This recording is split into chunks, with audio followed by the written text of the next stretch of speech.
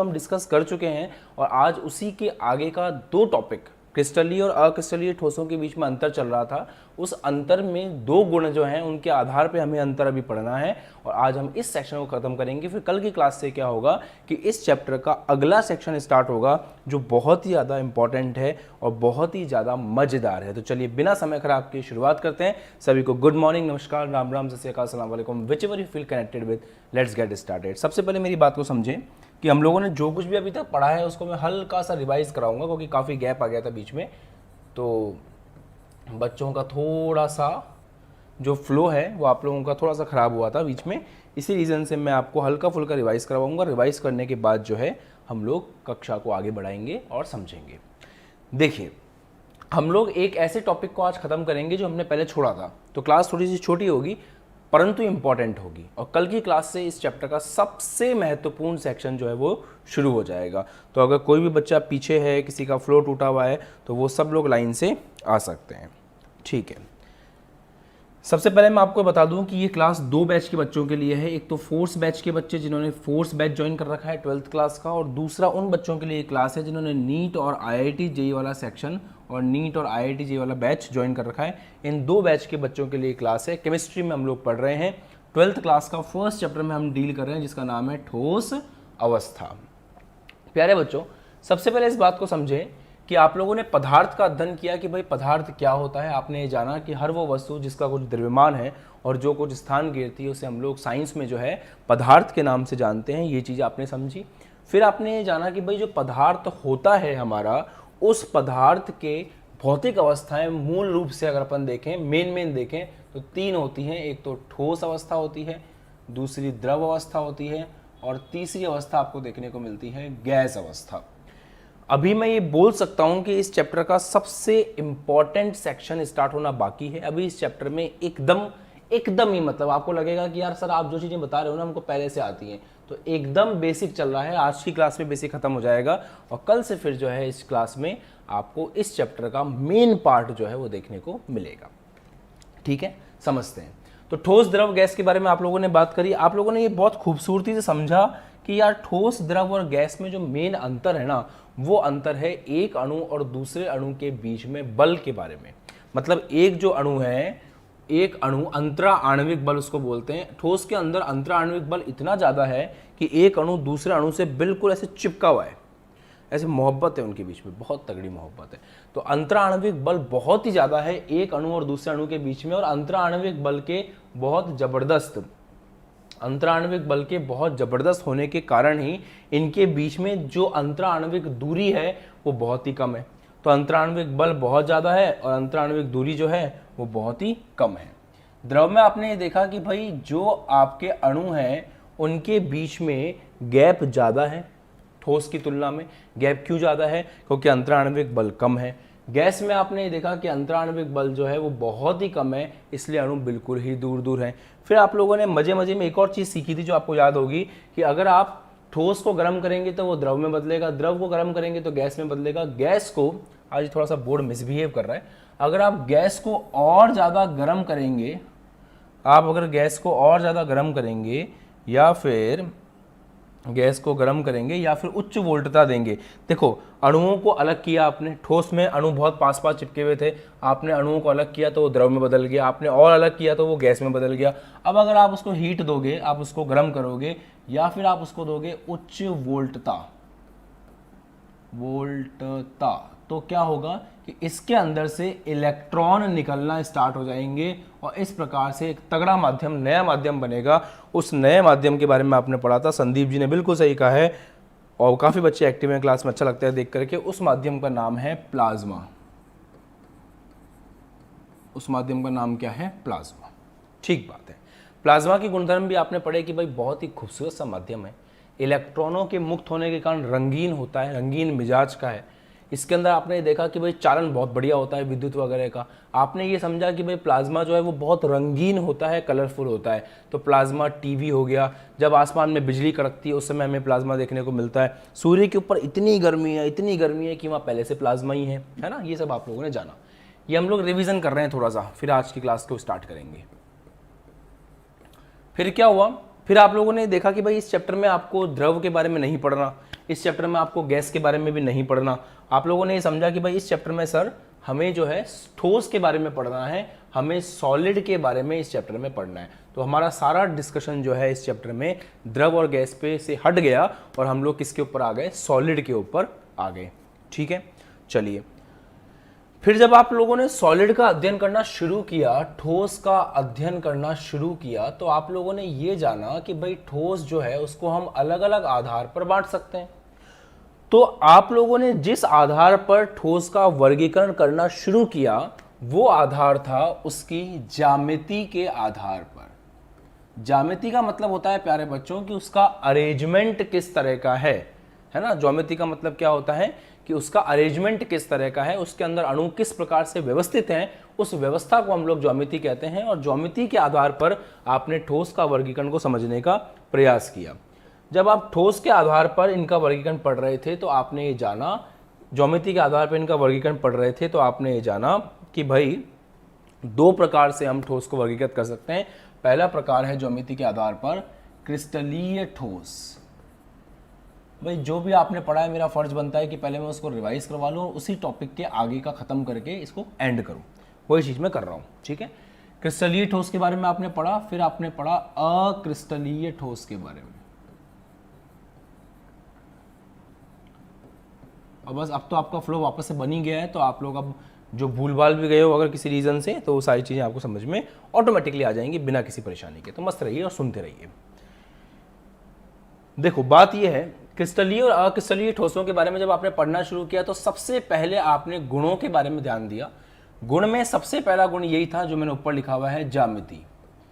देखो आप लोगों को ये बात समझ में आ गई थी कि जो क्रिस्टलीय ठोस होते हैं उनकी निश्चित ज्यामिति होती है।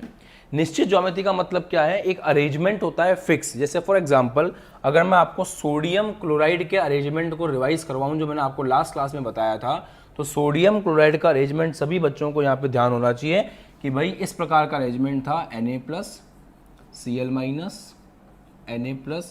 Cl-,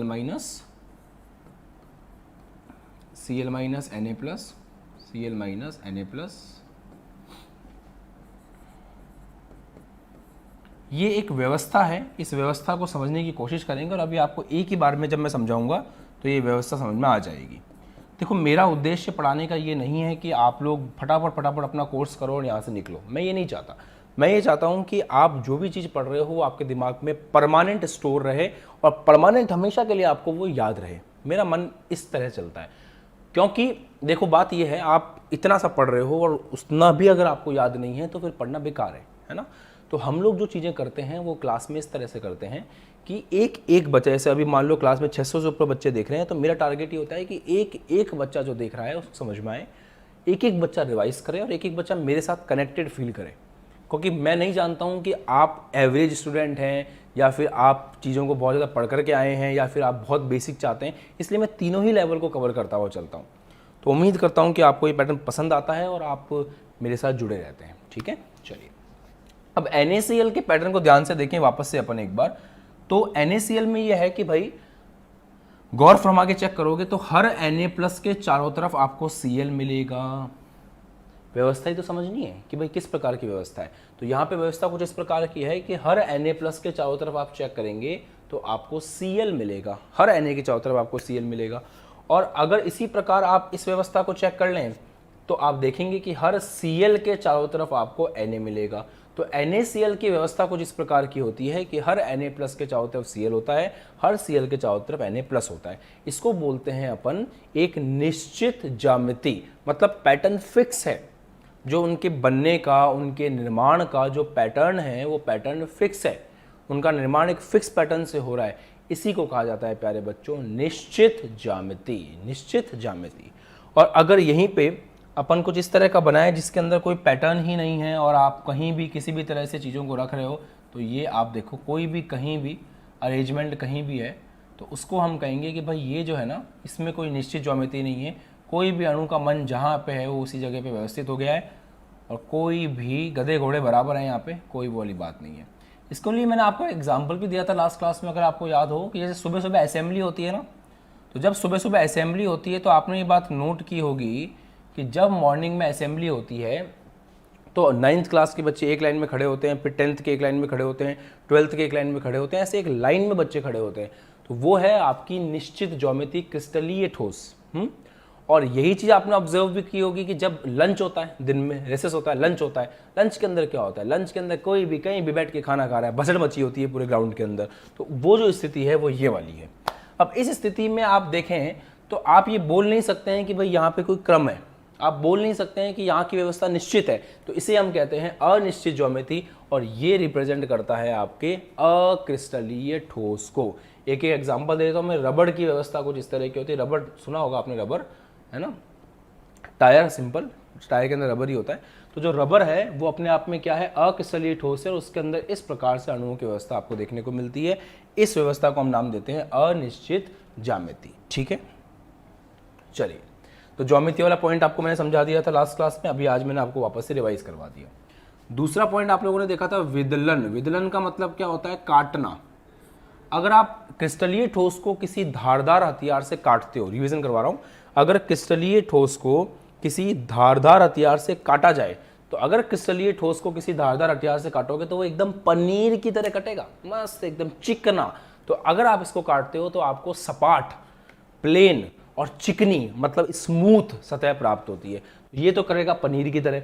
और जब अक्रिस्टलीय ठोस को काटोगे तो वो खुरदरी सतह के साथ में कटेगा, मजा नहीं आएगा, बेकार से एकदम, है ना। ठीक है, तो ये दूसरी चीज आपने देखी। तीसरी चीज आपने देखी गलनांक और क्वथनांक।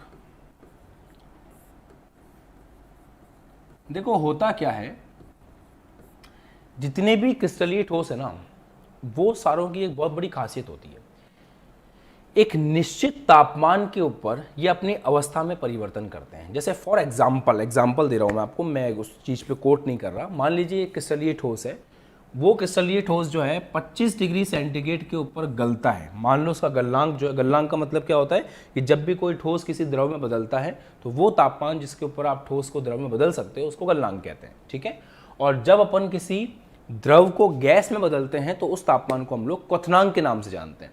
तो मान लीजिए क्रिस्टलीय ठोस है और उसका क्वथनांक जो है, उसका जो गलनांक है वो 25 डिग्री सेंटीग्रेड है। तो जैसे ही तापमान 25 डिग्री सेंटीग्रेड होगा वैसे ही आपका क्रिस्टलीय ठोस गलना शुरू कर देगा, एक निश्चित और अभिलाक्षणिक। अभिलाक्षणिक का मतलब होता है हर एक क्रिस्टलीय ठोस का अपना खुद का गलनांक और क्वथनांक होता है। जैसे मैं ये बोल सकता हूं कि भाई आप लोगों का अभिलाक्षणिक गुणधर्म अलग अलग हो सकते हैं और सबके अपने अपने कुछ ना कुछ अभिलाक्षणिक गुणधर्म होते हैं। अभिलाक्षणिक गुणधर्म का मतलब पर्सनलाइज्ड, जो पर्टिकुलर उसके पास है। जैसे मेरा अभिलाक्षणिक गुणधर्म यह है कि मैं फिजिक्स केमिस्ट्री दोनों पढ़ा सकता हूँ, ये मेरा एक अपने आप में एक गुण है। तो ऐसे हर किसी का अपना एक अभिलाक्षणिक गुण होता है ना। तो बिल्कुल वैसे ही जो आपका क्रिस्टलीय ठोस है उसमें ये देखा गया है कि उनका एक निश्चित मतलब फिक्स, कि भाई हाँ ये एक तापमान है, इस तापमान के ऊपर ही ये गलेंगे और इसी तापमान के ऊपर ही उबलेंगे। मान लीजिए 150 डिग्री सेंटीग्रेड उसका क्वथनांक है, तो 150 डिग्री सेंटीग्रेड जैसे ही होगा वो उबलना शुरू कर देगा। आप बता सकते हो कि हाँ एक तापमान है। तो निश्चित है तथा अभिलाक्षणिक है। अभिलाक्षणिक का मतलब हर किसी का अपना अपना अलग अलग क्वथनांक और गलनांक आपको देखने को मिलेगा और उसको आप कॉपी में नोट करके रख सकते हैं कि किस क्रिस्टलीय ठोस का क्या गलनांक है और किस क्रिस्टलीय ठोस का क्या क्वथनांक है। तो निश्चित और अभिलाक्षणिक आप चाहे तो कमेंट सेक्शन में भी लिखें। यहाँ पे अक्रिस्टलीय ठोस में ऐसा नहीं है। आप कभी टायर को जला के देखना, जब आप टायर को जलाते हो तो टायर जलता होता है तो उसमें 3-4 चीजें अपने को दिखाई देती हैं। टायर का एक हिस्सा ठोस के रूप में रहेगा, एक हिस्सा पिघल रहा होता है और एक हिस्सा धुएं में कन्वर्ट हो रहा होता है। मतलब वहां पे कोई निश्चित क्वथनांक नहीं है, वहां पे कोई निश्चित गलनांक नहीं है, वहां पे टेम्परेचर की रेंज होती है। वहां पे टेम्परेचर की रेंज होती है। रेंज समझते हो? जैसे मैं आपको बोलूं कि भाई तेरे नंबर कितना है, तो आपने बताया कि भाई मेरे नंबर आए हैं 83, तो आपने एक फिक्स वैल्यू बताई, उसको बोलते हैं अभिलाक्षणिक और निश्चित। मैंने कहा तेरे कितने नंबर आ जाएंगे यार एग्जाम में, तो आप बोलोगे सर मेरे 80 से 90 के बीच में आ सकते हैं। तो जो आपने 80 से 90 के बीच में बताया है ना, वो एक्चुअल में आपने मुझे रेंज बताई है, परास बताया है। तो यहाँ पे क्या होता है, अक्रिस्टलीय ठोस में क्वथनांक और गलनांक की एक परास होती है। उस परास में ये धीरे धीरे धीरे धीरे नरम पड़ते हैं। ये तो क्या होता है, एक निश्चित तापमान के ऊपर, अभिलाक्षणिक तापमान के ऊपर उबल जाते हैं या पिघल जाते हैं। ये जो है ये एक तापमान के परास में, ये एक तापमान की रेंज में धीरे धीरे जो है नरम पड़ते हैं। ये इनकी खासियत है। समझ रहे हो, है ना, ये इनकी खासियत है। बढ़िया। फिर आप लोगों ने नेक्स्ट पॉइंट डिस्कस किया था अणु व्यवस्था। अणु व्यवस्था में आप लोगों ने ये समझा था कि यार देखो, जो क्रिस्टलीय ठोस है ना आपके, उन क्रिस्टलीय ठोसों की एक बहुत बड़ी खासियत और भी होती है। देखो, जब आप मकान बनाते हो, कारीगर मकान बनाता है, तो वो क्या करता है, ईंट के ऊपर ईंट के ऊपर ईंट को एक निश्चित क्रम में व्यवस्थित करता हुआ चलता है ना। ऐसा तो है नहीं कि एक ईंट उसने ऐसे लगा दी, दूसरी ईंट फिर ऐसे लगाएगा, ऐसा तो करता नहीं है वो क्या करता है, ईंट के ऊपर ईंट को एक निश्चित क्रम में जोड़ता हुआ चलता है। और जब ईंट के ऊपर ईंट एक निश्चित क्रम में जुड़ती है तो एक लंबी सी दीवार खड़ी होती है। और आपको पता है, जब 150 मंजिलों की इमारतें खड़ी होती हैं तो वहाँ पे ये बात तो तय है कि एक निश्चित क्रम चलता है। और अगर वही कारीगर, नौसिखिया कारीगर हो, एक ईंट को ऐसे लगा दे, फिर दूसरी ईंट को ऐसे लगा दे, तीसरी ईंट को ऐसे लगा दे, तो इस प्रकार से जो व्यवस्था वो बनाएगा, वो व्यवस्था लंबी तो नहीं चल पाएगी, वो व्यवस्था बहुत थोड़ी सी दूरी पे जाकर के आपकी दीवार जो है वो गिर जाएगी। वही पॉइंट है प्यारे बच्चों, क्योंकि ऐसा देखा गया है और ऐसा हमने समझा है कि क्रिस्टलीय ठोस के अंदर जो ज्योमेट्री है वो एकदम फिक्स होती है, एक निश्चित ज्योमेट्री होती है, इसलिए इसके अंदर अणुओं की जो व्यवस्था है वो भी बहुत लंबी चलती है, एक के बाद एक। आप देखो ना, ये NaCl का जो पैटर्न है ये फिक्स है कि हर Na के चारों तरफ आपको Cl मिलेगा और हर Cl के चारों तरफ आपको Na मिलेगा। तो ये जो व्यवस्था है ये बहुत लंबी चलेगी। तो जो व्यवस्था लंबी चलती है उसको हम बोलते हैं दीर्घ परासी व्यवस्था। परास मतलब रेंज, लंबी व्यवस्था चल सकती है। तो यहां पे आप बोल सकते हैं कि दीर्घ परासी व्यवस्था होती है, दीर्घ परासी व्यवस्था। और ये आप बोल सकते हो कि भाई अक्रिस्टलीय ठोस के अंदर बछड़ है, वहाँ पे कोई निश्चित क्रम तो है नहीं, गधे घोड़े एक समान है वहाँ तो वहाँ पे जो व्यवस्था है वो बहुत कम चलती है, वहाँ अणुओं की इतनी बड़ी व्यवस्था नहीं होती। तो हम बोल सकते हैं कि लघु परासी व्यवस्था है। ठीक है बच्चों, यहाँ तक बताओ, मजा आया एकदम। अब आज की क्लास को हम लोग टेक्निकली अब स्टार्ट करने जा रहे हैं, क्योंकि अब हम लोग अगले 2 पॉइंट के बारे में बात करेंगे जो लास्ट क्लास में डिस्कस नहीं किए थे हमने।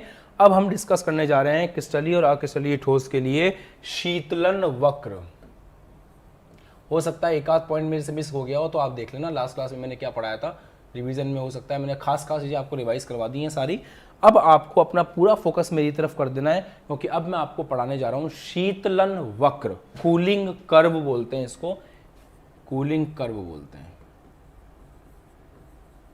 हम कूलिंग कर्व देखेंगे किसके लिए, क्रिस्टलीय ठोस के लिए और अक्रिस्टलीय ठोस के लिए।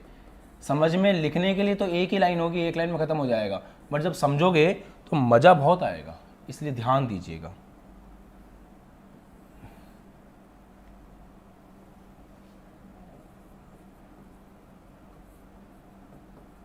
क्रिस्टलीय अक्रिस्टलीय,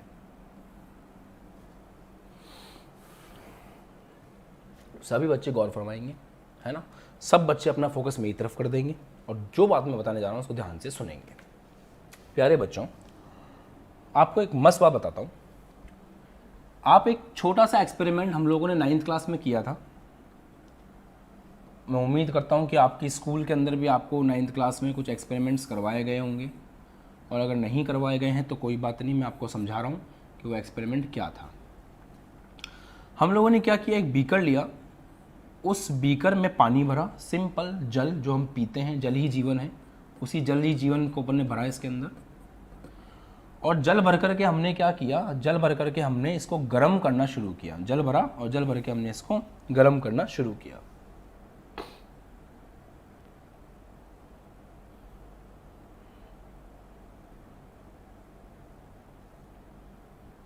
वैसे हमारे पास सारी व्यवस्था है, तो हम एक मिनट दे लो। तो हमने क्या किया, इसको गर्म करना शुरू किया।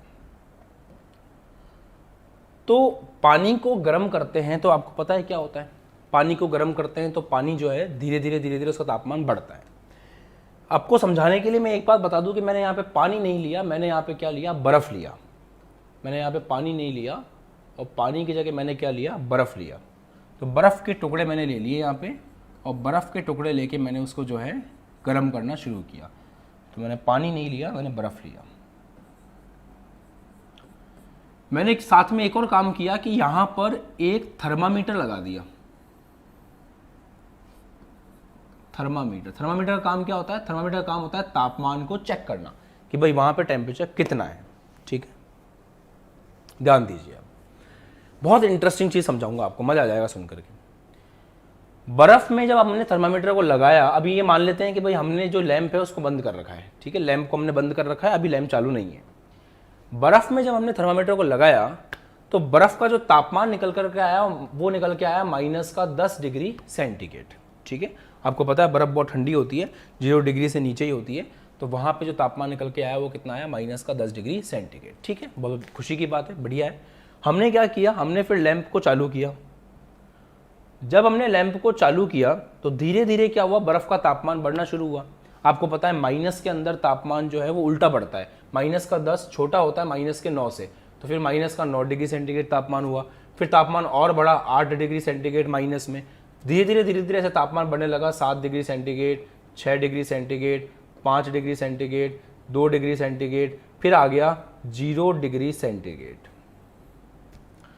अब जो मजेदार पॉइंट है ना समझने का वो यही है कि जब तापमान 0 डिग्री सेंटीग्रेड आ गया तो फिर हमने एक बहुत बढ़िया चीज नोटिस करी। बढ़िया चीज क्या नोटिस करी? कि जब हम इस लैंप से गर्मी दे रहे थे तो तापमान 0 डिग्री सेंटीग्रेड पे आकर के रुक गया। मतलब क्या हुआ कि थर्मामीटर के अंदर रीडिंग फिक्स हो गई 0 डिग्री सेंटीग्रेड। और हम क्या देखते हैं कि हमारी बर्फ ने जो है पिघलना शुरू कर दिया। हमारी बर्फ ने जो है पिघलना शुरू कर दिया। तो क्या चीज समझ में आई हमको? हमको ये समझ में आया कि यार टेम्परेचर 0 डिग्री सेंटीग्रेड पे आकर के रुक गया और हमारी पूरी की पूरी बर्फ ने पिघलना शुरू कर दिया। इसका मतलब 0 डिग्री सेंटीग्रेड जो है वो क्या है? वो आपका गलनांक है बर्फ का। ठीक है, फिर हम क्या देखते हैं कि थोड़ी देर में क्या होता है कि सारी की सारी बर्फ जो है, जितनी भी बर्फ अपने ली थी वो सारी बर्फ पिघल जाती है और पानी बन जाती है। ये लो, पूरी बर्फ जो थी वो पिघल गई और पिघल करके क्या बन गया? पानी बन गया। बट सबसे मजेदार बात पता है क्या है? जब तक पूरी की पूरी बर्फ नहीं पिघली तब तक तापमान कितना बना रहा? 0 डिग्री सेंटीग्रेड।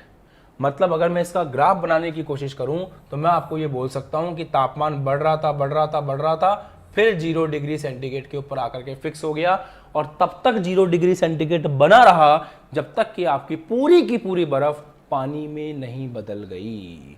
है ना मजेदार बात? है ना एकदम इंटरेस्टिंग कॉन्सेप्ट? है तगड़ी चीज? मजा आया? बढ़िया। फिर हमने क्या किया? फिर हमने इसको और गर्म करना शुरू किया।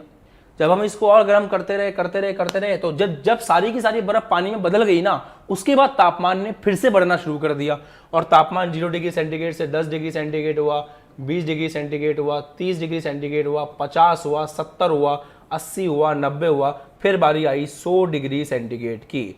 फिर हम क्या देखते हैं कि जब थर्मामीटर में 100 डिग्री सेंटीग्रेड हो गया उसके बाद फिर से जो है तापमान बदलना बंद हो गया। हम गर्म किए जा रहे हैं परंतु 100 डिग्री सेंटीग्रेड के बाद में तापमान नहीं बढ़ रहा। अब आपका जो पानी है वो पानी किस में बदलना शुरू हो गया है? अब वो पानी आप बोल सकते हो भाप में बदलना शुरू हो गया है। अब वो पानी गैस में बदलना शुरू हो गया है। अब विचार करो इसके ऊपर कि ऐसा क्यों हुआ। मैं एक कॉल मेरा इंपॉर्टेंट आ रहा है, वो कॉल पिक करके मैं आगे क्लास को कंटिन्यू करता हूं। सोचो इसके बारे में ऐसा क्यों हुआ।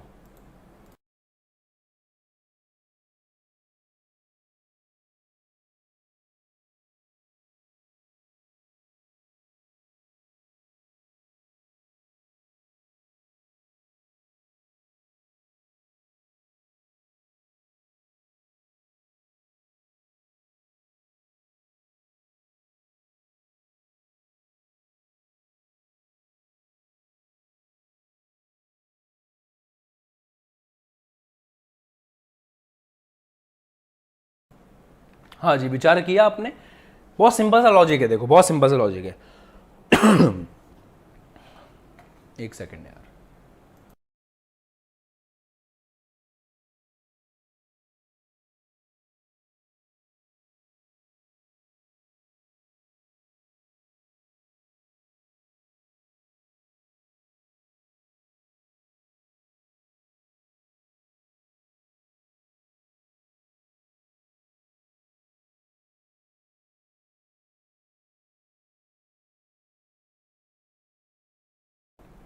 हाँ जी, ओके।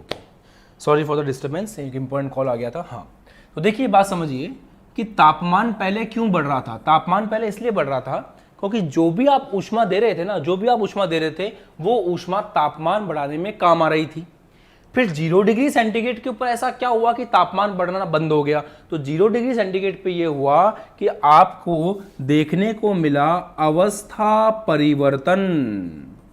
अवस्था परिवर्तन 0 डिग्री सेंटीग्रेड पे क्या हुआ, आपकी जो बर्फ थी वो बर्फ क्या बन रही थी, पानी। इसका मतलब ये है कि 0 डिग्री सेंटीग्रेड पे आकर के तापमान इसीलिए रुक गया क्योंकि 0 डिग्री सेंटीग्रेड पे क्या स्टार्ट हो गया, अवस्था परिवर्तन। तो जितनी भी ऊष्मा आप दे रहे थे, जितना भी बर्नर से आप गर्म कर रहे थे, वो तापमान बढ़ाने में काम नहीं आ रहा था, वो बर्फ को पानी बनाने में काम आ रहा था। इसीलिए हम ये बोल सकते हैं कि उस समय आपका जो तापमान है वो फिक्स रहा, बढ़ा नहीं।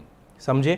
उसके बाद क्या हुआ, जब पानी आपका बन गया पूरा बर्फ, उसके बाद फिर से जो तापमान है वो बढ़ना शुरू हो गया, बढ़ना शुरू हो गया, बढ़ना शुरू हो गया।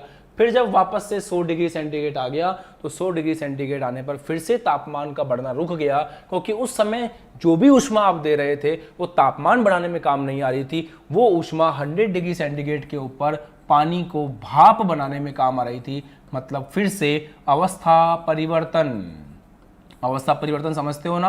अवस्था परिवर्तन में क्या हो रहा था, यहाँ ठोस से द्रव बन रहा था और यहाँ द्रव से गैस बन रहा था। तो इसीलिए 100 डिग्री सेंटीग्रेड पे फिर से आपका तापमान जो है वो फिक्स हो गया। इसीलिए बच्चों ये एक्सपेरिमेंट 9th क्लास में कराया जाता है और समझाया जाता है बच्चों को कि जब भी अवस्था परिवर्तन होता है तो तापमान बढ़ता नहीं है, तापमान उतना ही रहता है क्योंकि जो भी ऊष्मा हम दे रहे होते हैं वो तापमान बढ़ाने में काम नहीं आ रही होती है, वो अवस्था को परिवर्तित करने में काम आ रही होती है। अब आप सभी प्यारे बच्चे कमेंट करके बताएं कि जो मैंने समझाया वो आपको क्लियर हुआ या नहीं हुआ। अब इसी को उल्टा कर दो। ये तो हमने जो कर्व बनाया है, जो वक्र हमने बनाया है, इसमें हमने तापमान बढ़ाया है। अब इसी को ठंडा कर दो। तो जब इसी को ठंडा करोगे तो उल्टी चीज चलेगी। तापमान आपका जो अभी ज्यादा है, भाप का तापमान मान लो 120 डिग्री सेंटीग्रेड है, तो धीरे धीरे भाप का तापमान 120 से कम होना शुरू होगा। फिर आपकी भाप जो है वो किसमें बदलना शुरू होगी, पानी में। जब आपकी भाप पानी में बदलेगी तो तापमान 100 डिग्री सेंटीग्रेड ही बना रहेगा जब तक सारी की सारी भाप पानी में नहीं बदल जाती। इसका उल्टा होगा बेटा। अभी आपने क्या देखा, इसका उल्टा होगा। इसका उल्टा होगा जब सारा का सारा भाप पानी में नहीं बदल जाता, तापमान 100 डिग्री सेंटीग्रेड ही बना रहेगा। फिर आप और ठंडा करोगे तो फिर उसके बाद पानी पानी पानी पानी पानी ठंडा होगा। फिर पानी 0 डिग्री सेंटीग्रेड पे वापस से किसमें बदलेगा, बर्फ में बदलेगा। उस समय तापमान जब तक पूरा का पूरा पानी बर्फ में नहीं बदल जाता, तापमान 0 डिग्री सेंटीग्रेड ही बना रहेगा। ठीक है मुन्ना, यहां तक समझ में आई मेरी बात जो मैंने आपको समझाई। यही तो सबसे इंपॉर्टेंट बात है, यही सबसे इंपॉर्टेंट बात है कि 100 डिग्री सेंटीग्रेड के ऊपर आकर के फिक्स हो गया, 0 डिग्री सेंटीग्रेड पर आकर के फिक्स हो गया। क्यों टेम्परेचर फिक्स हुआ, क्योंकि यहां पे देखने को मिलता है अवस्था का परिवर्तन, चेंज ऑफ स्टेट। हमें अवस्था परिवर्तन देखने को मिला, यही बहुत खास बात है। मक्खन, मजा आ गया, समझ में आ गया, बढ़िया, ठीक है। तो जब ठंडा करते हैं तो इस तरह का जो वक्र बनता है उसको हम लोग क्या बोलते हैं, शीतलन वक्र बोलते हैं। क्या बोलते हैं उसको, शीतलन वक्र। तो ये वाला जो वक्र है, ठंडा करते वक्त जो वक्र बना है उसको हम क्या बोलेंगे, शीतलन वक्र। कुछ नोटिस किया आपने, शीतलन वक्र में ऐसा देखने को मिला कि शीतलन वक्र में तापमान गिरता है, फिर अवस्था परिवर्तन पे फिक्स रहता है, फिर गिरता है, फिर अवस्था परिवर्तन पे फिक्स रहता है। तो ग्राफ यूं आ रहा है, फिर रुक गया, फिर यूं गया। मतलब आपका जो ग्राफ है वो स्मूथ नहीं है, वो ऐसे आ रहा है, फिर चेंज हो रहा है, फिर आ रहा है, फिर चेंज हो रहा है। तो इस तरह के ग्राफ को कहा जाता है असतत। इस तरह के ग्राफ को क्या बोलते हैं, असतत, नॉन कॉन्टिन्यूअस कहते हैं इस तरह के ग्राफ को। तो ये जो ग्राफ है आपका, ये है नॉन कॉन्टिन्यूअस। और अगर इसी की जगह आप रबर को जला रहे होते हैं ना, तो रबर को मतलब नहीं है, उसका ना तो कोई निश्चित गलनांक है, ना उसका निश्चित क्वथनांक है। तो अगर रबर को जला रहे होते तो उसका तापमान इस तरह से बढ़ रहा होता, और अगर आप रबर को ठंडा कर रहे होते तो उसका तापमान इस तरह से ठंडा हो रहा होता। उसको मतलब नहीं है, उसको बिल्कुल ही मतलब नहीं है, क्योंकि वहाँ पे जब कोई निश्चित तापमान, निश्चित गलनांक की नहीं है, निश्चित क्वथनांक की नहीं है, तो रबर को जलाने में उस समय ऐसा तो होगा भाई निश्चित गलनांक हो या निश्चित क्वथनांक हो तो कहीं पे जाकर के वैल्यू फिक्स होगी ना, कहीं पे जाकर के रुकेगा ना वो, पर ये तो फिक्स ही नहीं है। और अगर ये फिक्स ही नहीं है तो बात ही खत्म यार। वहाँ पे तो आपको ये जो चीज़ है, ये वाली चीज़ देखने को ही नहीं मिलेगी कि एक निश्चित तापमान पर आकर के ग्राफ सीधा हो रहा है। नज़र ही नहीं आएगी ये चीज़, तो आपको मज़ा ही नहीं आएगा जीवन का, आपको ज़िंदगी के मज़े ही नहीं आएंगे। इसका मतलब वहाँ पे ग्राफ एकदम ऐसा आएगा स्मूथ। तो इसलिए हम कहते हैं कि जो आप अक्रिस्टलीय ठोस के लिए ग्राफ बनाओगे वो ग्राफ कैसा रहेगा, सतत रहेगा, एकदम स्मूथ रहेगा। तो जब इसी बात को अपन यहाँ लिखते हैं कि जब क्रिस्टलीय ठोस के लिए ग्राफ बनाया जाता है तो वो ग्राफ आता है असतत। असतत कैसे? आप एक सैंपल ग्राफ यहाँ पे बना के दिखाएं उन लोगों को, ऐसी भी क्या बात है। ऐसे आएगा, फिर यूँ फिक्स होगा, फिर ऐसे होगा, फिर फिक्स हो जाएगा। और जहाँ ये फिक्स हो रहा है ना, वहाँ पे एक्चुअल में क्या हो रहा है, मैं छोटा सा लिख रहा हूँ, जहाँ पे वैल्यू फिक्स हो रही है वहाँ पे हो रहा है अवस्था परिवर्तन। और यहाँ आप तापमान ले सकते हैं और यहाँ आप समय ले सकते हो, क्योंकि समय के साथ साथ आप धीरे धीरे ठंडा कर रहे हो उसको, है ना। तो अवस्था परिवर्तन, यहाँ पे भी क्या हो रहा है, अवस्था परिवर्तन। तो जब आप किसी क्रिस्टलीय ठोस को ठंडा करोगे तो आपको ग्राफ कुछ इस तरह का देखने को मिलेगा, बढ़िया से, है ना। ठीक है, आया समझ में? किसी बच्चे को कोई दिक्कत तो नहीं हो रही? और मैं थोड़ा सा धीरे पढ़ा रहा हूँ अभी इसलिए क्योंकि मैं बेसिक की बात कर रहा हूँ। जब एक बार बेसिक हो जाएंगे तो फिर अपनी स्पीड शू हो जाएगी। तो थोड़ा सा रुको, बेसिक सीखो अच्छे से, कमी मत रखो किसी चीज़ में यार। पढ़ रहे हो तो पढ़ाई को एंजॉय करो। असतत और अक्रिस्टलीय ठोस का जो ग्राफ है वो ग्राफ कैसा देखने को मिलेगा आपको, सतत देखने को मिलेगा। उस ग्राफ में ऐसी कोई बात नहीं होती है, बिल्कुल सिंपल चलेगा ऐसे। क्लियर? यही तापमान समय है, आप लिख सकते हैं चाहें तो। जब वहाँ पे कोई निश्चित गलनांक, निश्चित क्वथनांक ही नहीं है तो ग्राफ फिर इस तरह का बनेगा।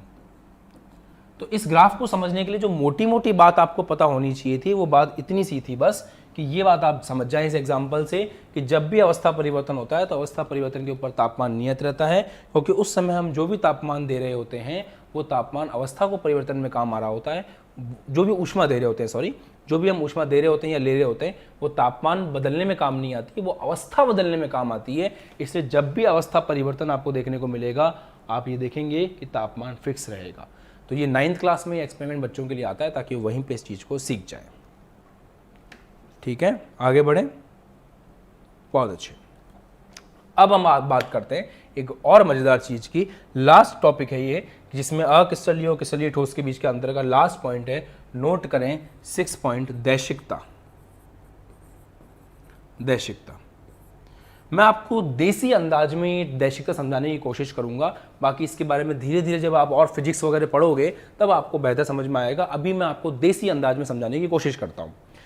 देखो बच्चों, पहले तो कमेंट सेक्शन में फटाफट से मक्खन लिख दो ताकि मुझे समझ में आ जाए कि हाँ ये जो ऊपर वाला टॉपिक था जिसके लिए मैंने इतनी मेहनत करी, शीतलन वक्र, कूलिंग कर, भी आपको समझ में आ गया है। पहला काम तो ये करो। दूसरा काम ये करो कि थोड़ा खुश हो जाओ क्योंकि टॉपिक खत्म होने वाला है और कल से मतलब अगली क्लास से इस चैप्टर का सबसे खास टॉपिक स्टार्ट होगा। तो दैशिकता का मतलब क्या है? दैशिकता का मतलब है दिशा से। देखो क्या होता है, कुछ ऐसे गुणधर्म होते हैं जो दिशाओं पर निर्भर करते हैं।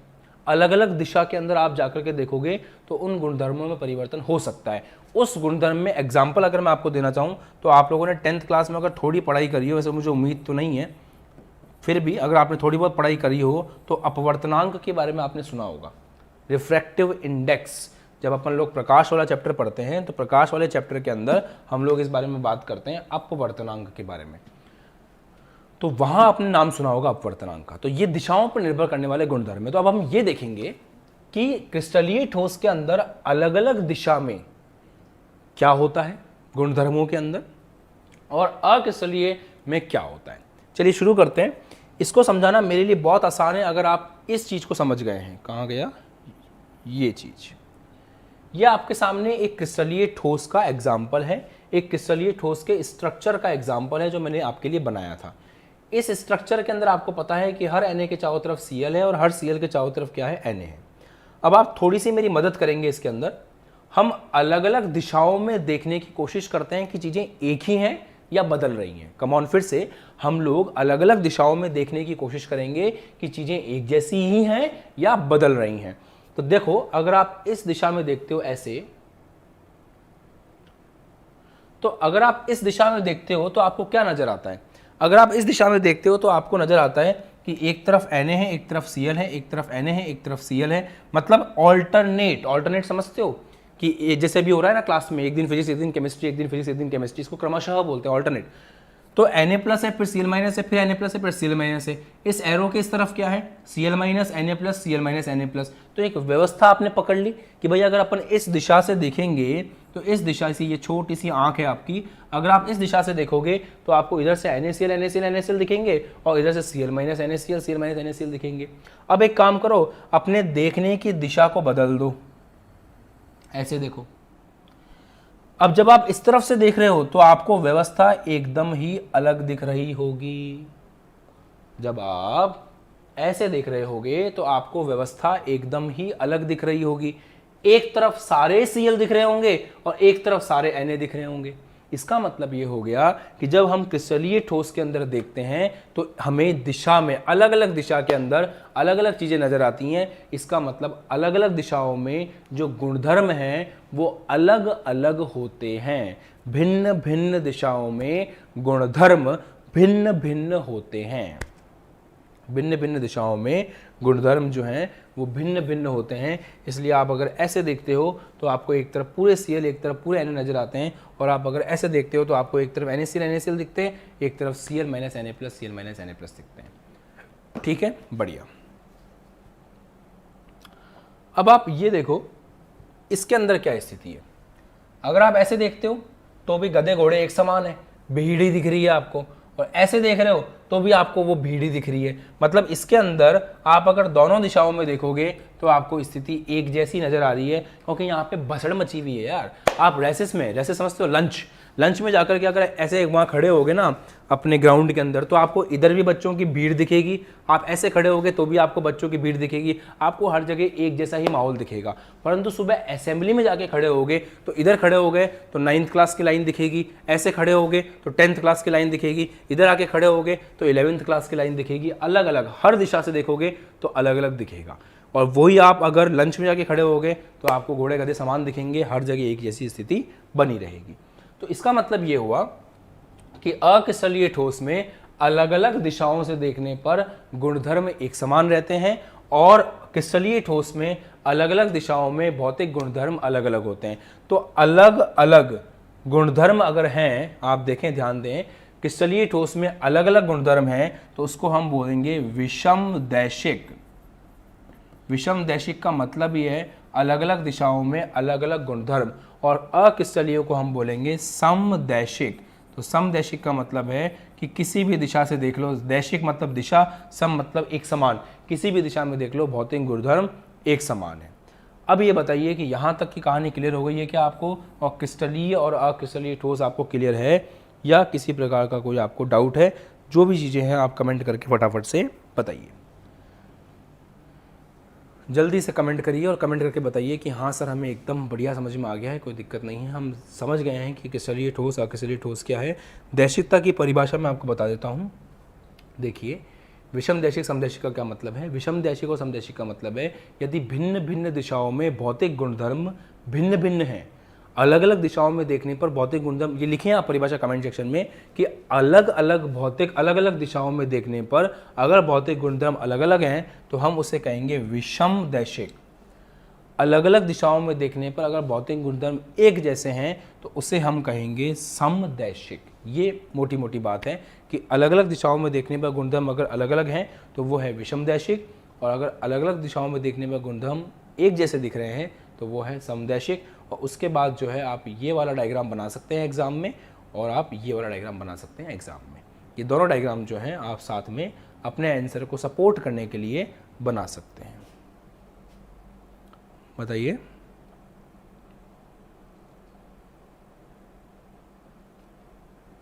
ये नए बैच के बच्चों के लिए क्लास चल रही है, इसलिए वापस से सब कुछ पढ़ाया जा रहा है ना। चलो बताओ, क्लियर है सबको? बढ़िया से क्लियर है, ठीक है। अब यहाँ पे आज की क्लास को अपन ख़त्म करने जा रहे हैं, और एक बात को समझें कि आपको जो है ये चीज़ ध्यान रखनी पड़ेगी कि आपको क्रिस्टलीय और अक्रिस्टलीय ठोस में से, देखो पहले आपने ये समझा कि पदार्थ की 3 अवस्थाएं हैं, ठोस, द्रव, गैस। फिर आपने समझा कि इसमें से आपको ठोस का अध्ययन करना है इस चैप्टर में।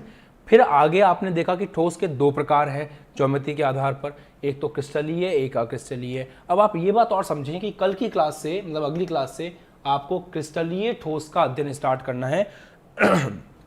हमें अक्रिस्टलीय ठोस को नहीं पढ़ना है इस बार, हमें क्रिस्टलीय ठोस का गहन अध्ययन करना है। मतलब कल से या अगली क्लास से हम जो भी पढ़ेंगे वो क्रिस्टलीय ठोस से ही संबंधित होगा। मेरी तबीयत अभी पूरी तरह से ठीक नहीं है, इसलिए मैं कोशिश कर रहा हूँ कि भाई जितनी क्लासेस मैं ले सकूँ उतनी लूँ।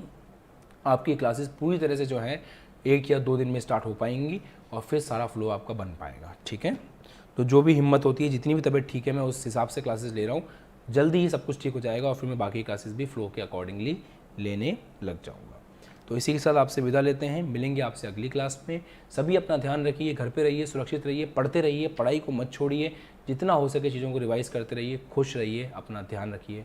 बाय बाय, जय हिंद, टेक केयर। मिलते हैं आपसे अगली क्लास में। क्लास पसंद आती है, लॉजिक अच्छे लगते हैं तो कमेंट जरूर कीजिएगा, बताइए कमेंट करके आपको क्लास में कैसा लगता है, और उसके बाद आप अपने दोस्तों के साथ में शेयर भी कीजिए। किसी ने अभी तक भी अगर बैच ज्वाइन नहीं किया है तो नीचे व्हाट्सएप नंबर शो है, उसमें मैसेज करिए, बैच को ज्वाइन करिए टाइमली और अपनी पढ़ाई को रफ्तार दीजिए। बाय बाय, जय हिंद, मिलते हैं आपसे अगली क्लास में। लाइक सब्सक्राइब शेयर जरूर कर देना। जय हिंद।